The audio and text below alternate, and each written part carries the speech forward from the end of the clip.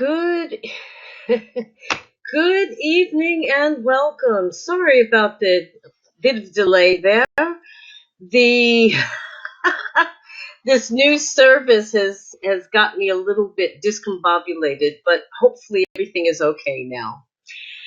This evening's live is about a dream that someone passed along to me, a friend, and it brought back memories of my own past. There's something interesting about uh, dreams and people dreaming for therapists, and I'll come back to that in a second. But the dream was, and it's a short dream, the dreamer was supposed to be playing reggae music at a pirate radio station and had the wrong music. So he had to go back home, get the right music, and then go to the station. And of course, he arrived late. In the meantime, he didn't have any of the details for contacting the management at this pirate radio station. As it happens, the next day he was in an inner city record shop and ran into one of the members of the management of this pirate radio station. And after conversation, he realized that, or understood that, the management was actually okay. Didn't get bent out of shape out of the fact that he had arrived late. So it was a little bit of what felt like deja vu for me. Um, I used to actually be a radio presenter for a radio station here in London, and I played reggae music, among other things. So it brought back a bit of a nice memory for me. But what can happen with dreams and dreams, particularly if they're having counseling or psychotherapy sessions, they may actually end up dreaming for, in a sense, their therapist. And what I mean by that, not that, oh, I'm going to have this dream from my therapist, but they have dreams, and the information presented in the dreams actually provides some clues for the therapist.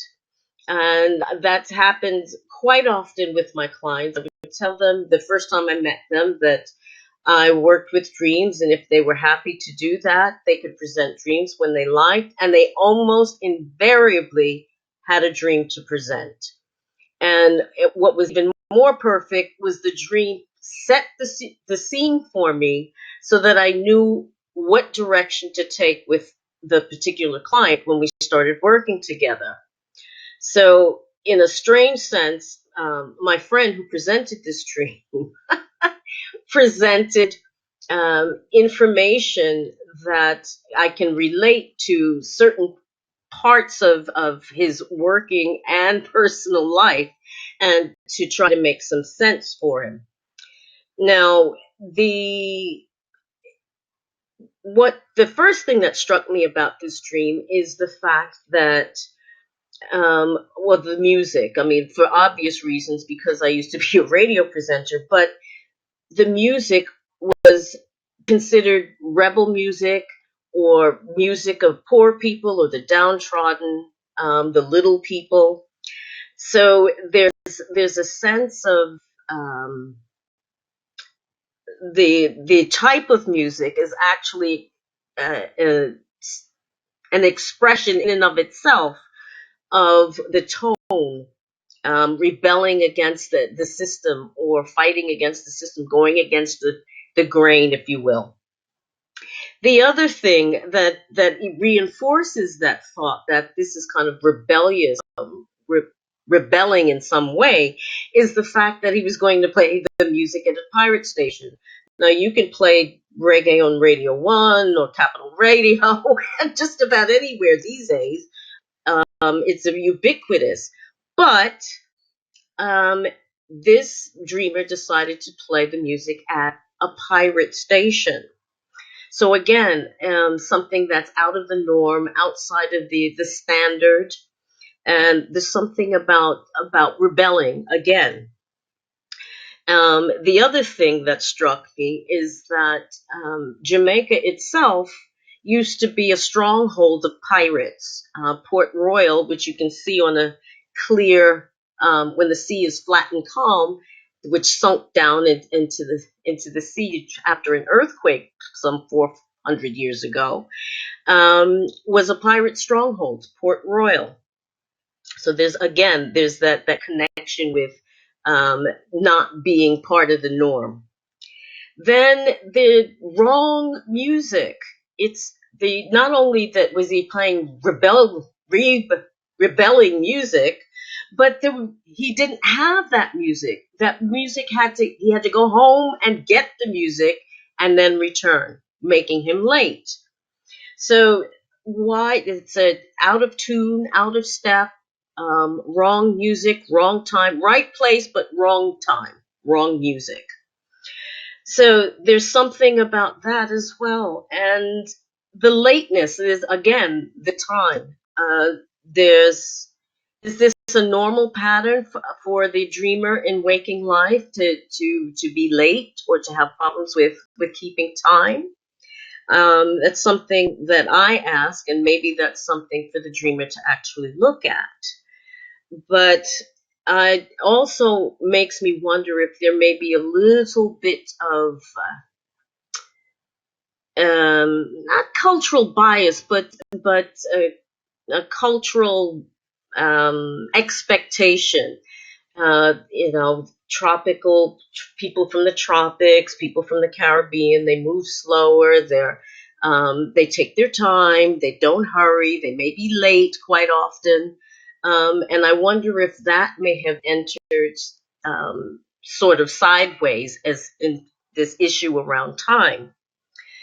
Now, again, time comes up with the synchronicity of the dreamer meeting the management from the radio station the next day. Uh, at as it happens, an inner city record shop. Now, again, the theme of being the little people, the people who are rebelling, the people who are downtrodden, and it finding a focal point in this inner city record shop. So there's something about not being mainstream somehow. And the very understanding management is quite extraordinary. It's like, time is money on the radio station, even on a pirate station. And for them to be so understanding while basically they may have had dead air waiting for this guy to show up to do his stint, is quite understanding. And I wonder if there are some incidents in real life, or an incident in real life that may reflect this elasticity of time and that understanding that lateness can occur. So those are the thoughts that have occurred to me immediately after looking at this dream, and I'm sure that much more can be pulled out of it. As far as I know, this is not a recent dream from the dreamer. This is a dream that he's had a while ago. But even dreams that we look at in retrospect rather than in real time can teach us a lot. I have a tendency to go back to dreams that I've had, and even to view clients' dreams from past case studies and things, and find that with time having moved on, new experience, new understandings of things, that even more in-depth information can actually be pulled out of dreams. They really are quite dense, and as I say, with distance and perspective, we can learn even more from them, even when we go back to a dream after some time. So there you have it. That's my dream for the evening. And I hope that I will be seeing some of you this coming Sunday, the 9th, at the Dating and Relationship Conference being held at the Holiday Inn on Kensington High Street.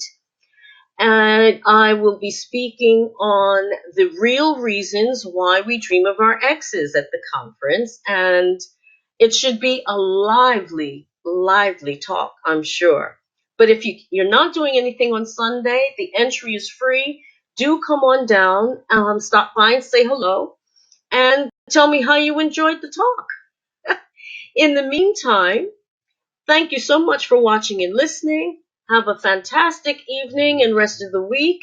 And hopefully I will see you on Sunday at my talk. Take care. Bye-bye.